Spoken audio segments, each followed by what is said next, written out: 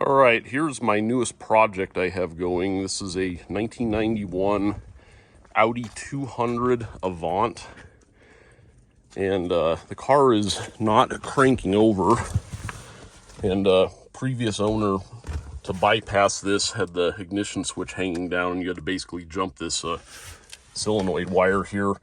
Part of the Bentley manual diagnostics that I found on here was to check this theft alarm, which is actually this part that I had to remove a bunch of stuff to get to. There's the actual alarm itself. There's the part number on there. And a couple of the diagnostic things had you check the power and ground at that, and then there's two connectors. So you would jump pin 1 of the big connector to pin 1 of the little. And if that cranked over, then your wiring was okay. And at this point, I tried that, and it's not cranking over still, even with the module bypassed.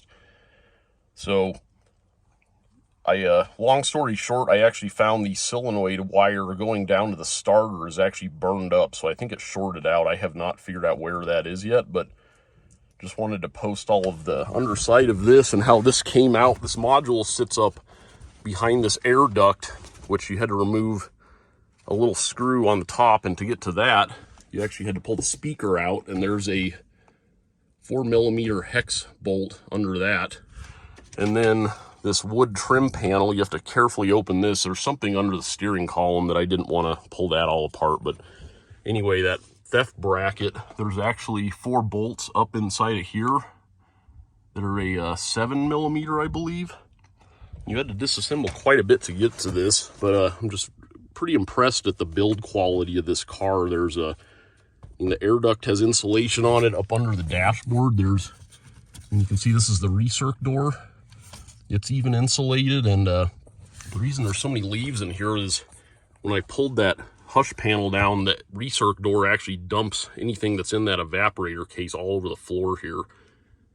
So I'm going to vacuum all this up. It kind of looks like a mess right now, but I'm kind of glad I got in there to get all of that stuff out of there. So basically I'm going to be putting this back together. Oh, and just a couple other items. Here's like a little Bosch fan.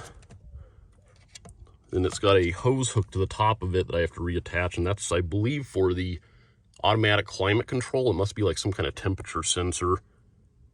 And then there is a Hella box, which I'm assuming is something to do with the lighting.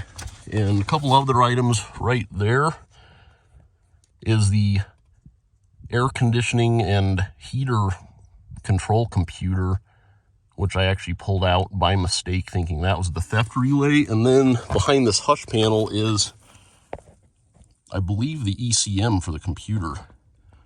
So I was going to write those numbers down just to see what it is. I'm not sure what we have going here. There's like a old school braided fuel line with a some sort of filter. There's no liquid, so it must have like air going through it for something. But anyway, that's just kind of how this dash came apart. And yeah, next part of this video, we will diagnose and try to figure out where that starter solenoid signal wire is broken at.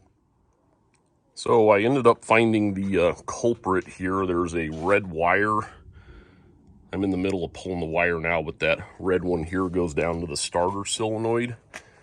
And I pulled the front bumper off.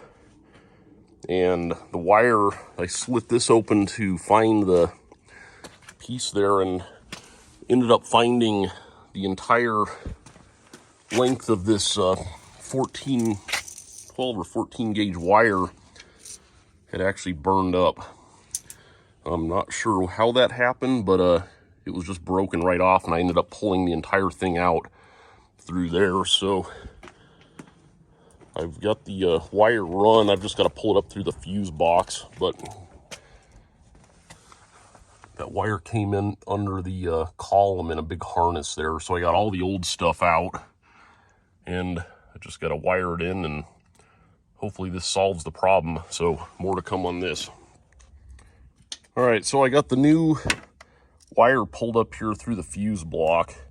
So what was happening here was this fuse 8 is the anti-theft relay. It's essentially the starter relay, but it supplies power to both sides of the relay through the ignition switch. And I pulled the connector out. It was this yellow one here, and you can see this wire was actually melted all the way up in here, so I'm not quite sure what happened on this. But anyway, I'm going to put this new connector on there and pop it up, and we got a whole new line going up to the relay there, and hopefully that solves the starting issue. Check out these sweet Tresser tail lights. Anyway, got everything all buttoned back up again.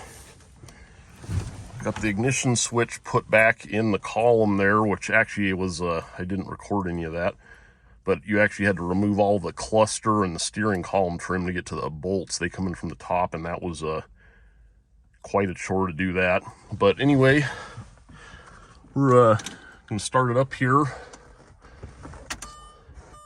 So all the lights are coming on, that's good. And she fired right up. First time in probably many years that the actual ignition switch has worked.